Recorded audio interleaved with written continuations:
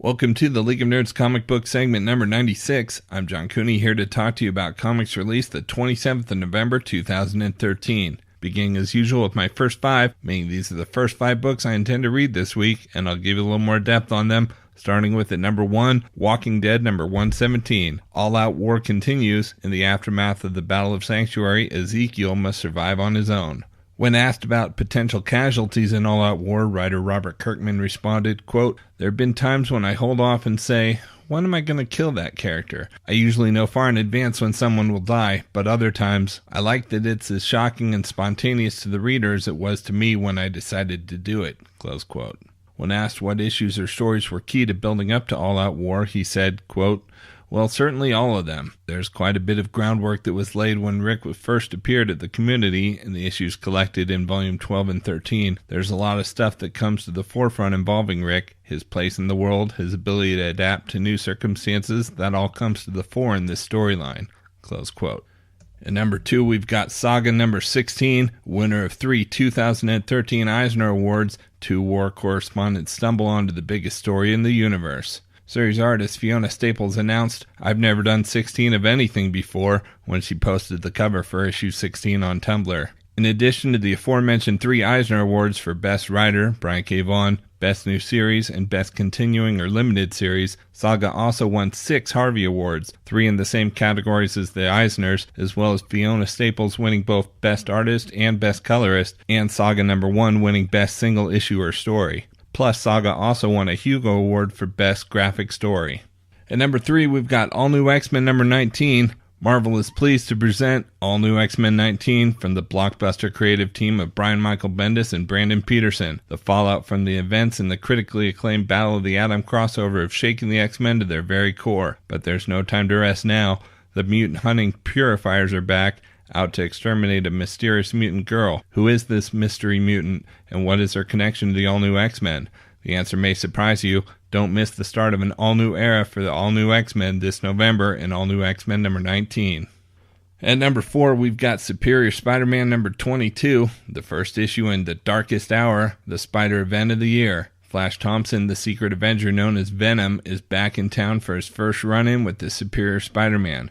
Will their first encounter be friendly, or will Flash sense something perilous about Peter Parker's presence? Series co-writer Christus Gage explained what it was like to come on board. Quote, "I talked to Dan Slott, Steve Wacker, and Ellie Pyle about co-writing this arc back when I was working on the last one, No Escape, and Superior Spider-Man number 11 to 13. Dan's writing 3 books a month now, 2 issues of Superior Spider-Man and 1 issue of a secret yet-to-be-revealed title. But I know what it is, and it's going to be awesome," which is a bigger workload than he traditionally had, so periodically it helps if I come in and script off his plots. Dan and I have been co-writing for years, going back to Avengers The Initiative. We always have fun doing it, and we've got it down to shorthand now, where I feel like we really played our respective strengths, ending up with a stronger whole, like when the Eternals combined their essence into the Unimind. That's us, one big, nerdy, neurotic Unimind. Plus, I love what he's doing with Superior Spider-Man in general, and writing the characters a blast, so I'm always up to get a part of it, especially on a storyline like this one with Superior Spidey's first encounter with Venom," close quote.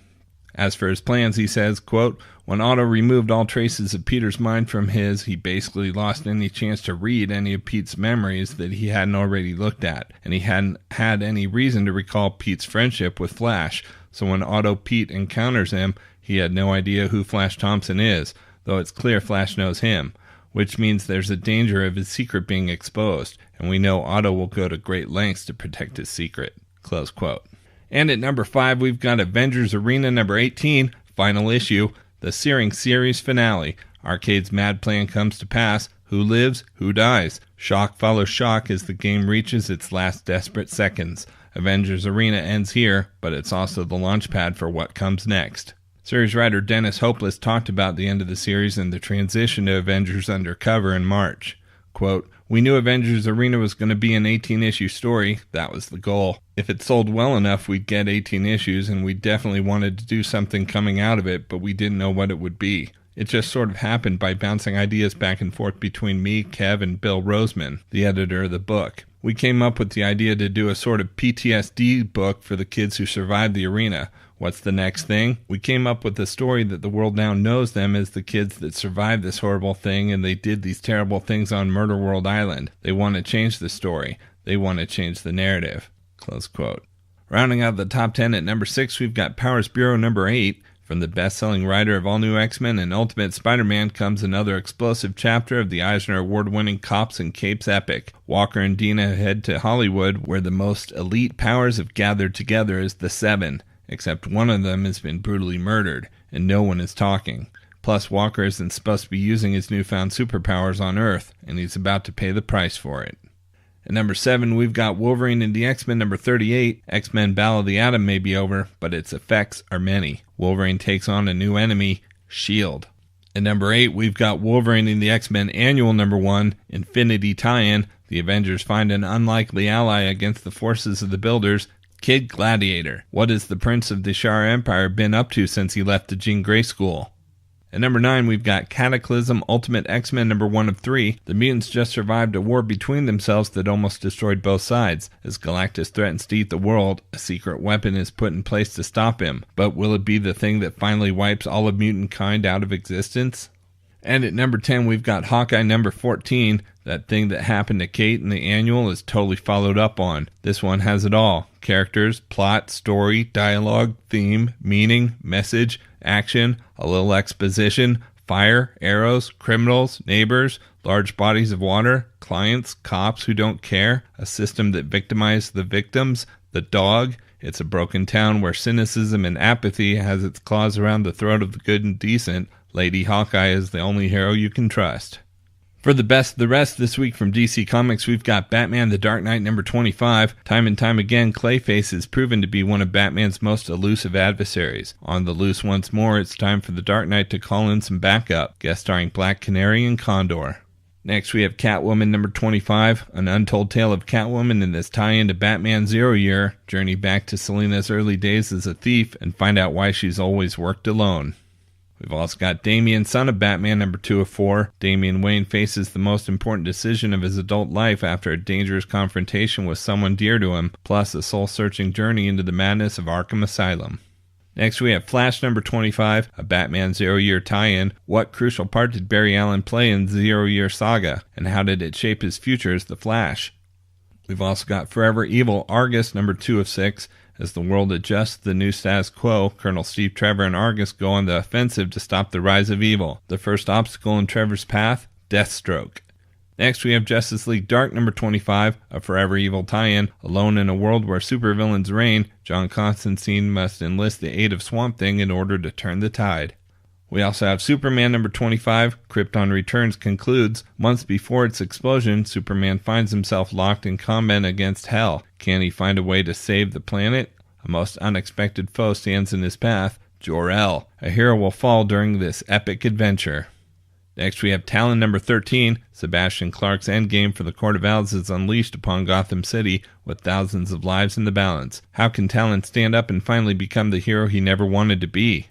And we've got Teen Titans number 25, a Forever Evil tie-in. The Titans fall through the time stream is stopped by Echo, but is this the help they've been looking for, or are things about to go from bad to worse? Plus, the secrets of Kid Flash's origin begin here. From Marvel Comics, we've got Avengers Assemble number 21. Remember all the crazy science from earlier issues? Here's where it gets positively inhuman. When Spider-Girl's in trouble, who does she go to? Black Widow, Spider-Girl, and Spider-Woman. Spider-Woman is a mentor who thought this was a good idea. Next, we have Indestructible Hulk number 16, the Humanity Bomb Prelude. Earth scientists look to Bruce Banner to solve a problem Hulk can't smash. Which of Banner's assistants will make it out alive and unchanged? We've also got Infinity number 6 of 6. All roads lead to this, the oversized conclusion of the Marvel Summer event, the heroes of Earth versus the forces of Thanos. Next, we have Infinity the Hunt number 4 of 4. Infinity tie-in. The super student teenagers of the Marvel Universe take on Thanos' forces. The seeds of a future Marvel event are planted here. Next, we have New Avengers number 12. Infinity tie-in. The world we have. The House of Black Bolt crumbles. New friends, new enemies. We've also got Nova number 10. 100th issue anniversary special. Big changes for Sam Alexander in the supersonic supersized 100th issue. Guest starring the new Warriors. And if that's not enough, you also get a whole bonus story from new regular Nova writer Jerry Dugan.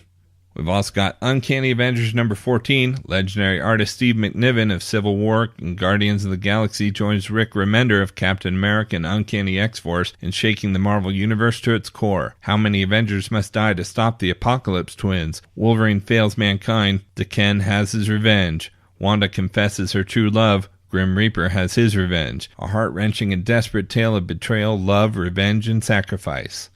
And we've got Uncanny X-Force number 14. The Revenant Wars kicks into high gear as the Uncanny X-Force must battle their fiercest enemies yet. The truth about the Revenant Owl Queen is revealed, and she's even more dangerous than any of our heroes expected. Meanwhile, Storm has been keeping her cards close to her chest, but the one she finally plays is out of this world.